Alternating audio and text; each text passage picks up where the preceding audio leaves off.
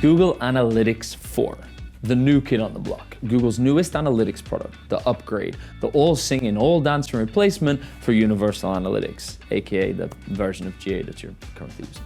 Okay, so it isn't all singing, all dancing. You'll still need another 8 tools in your stack, but hey, that's a world of automation, right? With that said, there are still some really good reasons to start shifting over to GA4. Let me walk you through them. Number 1, you can now track across both your web and your app. Previously, you had to use Google Analytics for your website tracking and Firebase for your app tracking. Now you can do it all together in one place. Less MarTech equals happy marketer, right? Number 2, enhanced measurements based on events. Previously, GA just tracked basic events automatically, and anything else had to be set up manually in GA and in Google Tag Manager. In fact, in the old GA, everything was really just a hit, and events were a type of hit, etc., but that gets super complicated super fast, so I'll leave it out here. The point is, whilst you will still need to create custom events to get the most out of GA4, it does have more available measurements out of the box, such as scrolling, outbound link clicks, document link clicks, and website searches. Also, you, the marketer, can now track more without the need for developers to help you set everything up as a custom event. Number 3, pathways. This allows you to better visualize the customer journey and understand the flow users take on your website. You can now get a better grasp of how they get to your final conversion point and create hypotheses on how to optimize those steps. You could even work backwards from a conversion point and build the conversion journey that way.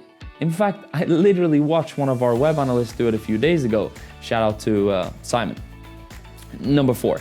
Custom reports have become explorers, which are much more user-friendly in that you can easily choose segments to work with and then add dimensions and metrics, which sort of just enables simpler, more flexible analysis. Listen, it isn't a huge difference in functionality, but it is easier to use.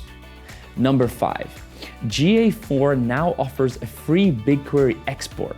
In Universal Analytics, you had to upgrade to GA360 in order to get raw data out, which is, we all know that's expensive. You can now export raw event level data for free to Bigquery, which is great news for all of you out there who work with your data in a data warehouse. The entry of GA4 is a fantastic opportunity to review your entire tracking setup and really dig into if what you have matches your strategic KPI plan. Think of it as an opportunity for spring cleaning.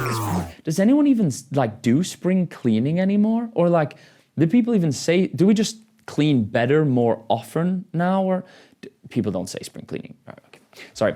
In summary, GA4 is easier and slightly more powerful than GA, meaning it is lowering the barrier for marketers to make use of their marketing data. But don't just switch right over from GA to GA4. Run both at the same time and see which insights and interface you prefer.